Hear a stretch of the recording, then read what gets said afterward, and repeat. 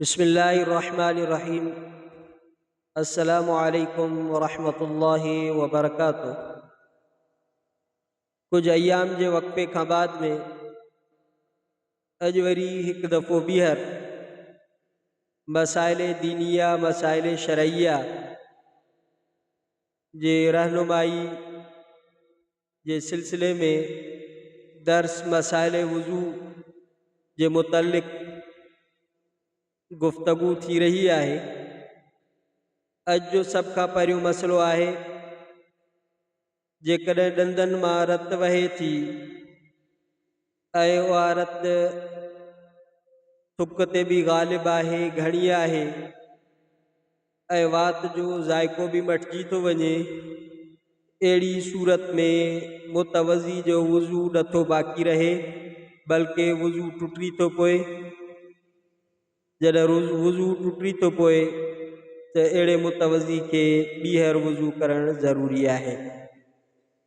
ॿियो मसइलो आहे, जेकॾहिं ॾंदनि में कीड़ो लॻी थो वञे ऐं मुआलिजीन डॉक्टर हज़रात इलाज जे तौर ते अंदरि सफ़ाई करे चांदी या का ॿी धात भरनि था ऐं फिल्म करे फिक्स करे था छॾनि त उन ते वुज़ू ऐं गुस्ल ॿई सही थी वेंदा।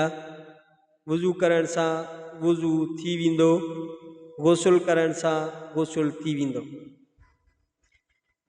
टियों मसइलो आहे, उस में या सिज जे तपश ते गरम थियल पाणी सां वुज़ू करण में कराहत तंज़ीही आहे, छो त उन में तिबी ऐं जिस्मानी तौर ते नुक़सान जो ख़दशो आहे। जिस्म ते सफ़ेद दाग थियणु, बग थियण जो ख़तरो ऐं ख़दशो आहे, इन करे उन जे अंदरि कराहत आहे। बाक़ी उन सां वुज़ू वग़ैरह थी वेंदो आहे, सवाब में कंहिं बि क़िस्म जो कोई बि फ़र्क़ु कोन ईंदो। हिकिड़े दफ़ा सय्यदा तय्यबा अफ़ीफ़ा कायनात हज़रत आयशा सिद्दीक़ा रज़ियल्लाहु तआला अन्हा खां मरवी आहे त मां उस में रखियल पाणी जेको गरम थी चुको हुयो, पाण करीम सल्लल्लाहु अलैहि वसल्लम जे ख़िदमत आलिया में खणी आयमि त साईं जन वुज़ू फ़रमाइनि।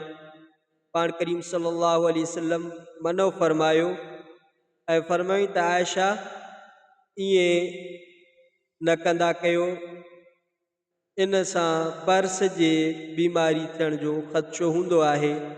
तंहिंजे करे इन ख़दशे खे मलहूज़ रखंदे इन पाणीअ सां कराहत तंज़ीही थी पए, तिबी ऐं जिस्मानी ख़तरे जे लाइक़ थियण जे करे। बाक़ी उन सां जेकॾहिं वुज़ू कबो त उहो वुज़ू थी वेंदो, उन सां कंहिं बि क़िस्म जो सवाब वग़ैरह ते कोई फ़र्क़ु नथो पए।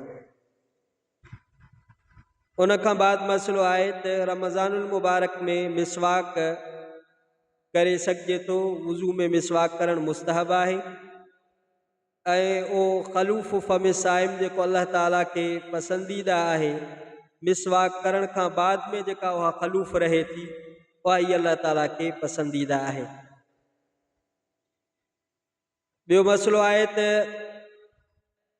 रंग जे कारीगर जा जेके कपिड़ा आहिनि, रंग जो कारीगर रंग जो कमु करे थो, उन जे हथनि ते रंग लॻे थो, जेकॾहिं उहो रंग छिलड़दार न आहे, उन में छिलको न आहे, उन ते तह न आहे, त उन खे नोचण उन खे खरणण जी ज़रूरत न आहे, बल्कि अहिड़े क़िस्म जो रंग आहे जेके उहो खल ते पाणी पहुचण खां माने न आहे, रुकावट न आहे, त उन सूरत में वुज़ू थी वेंदो।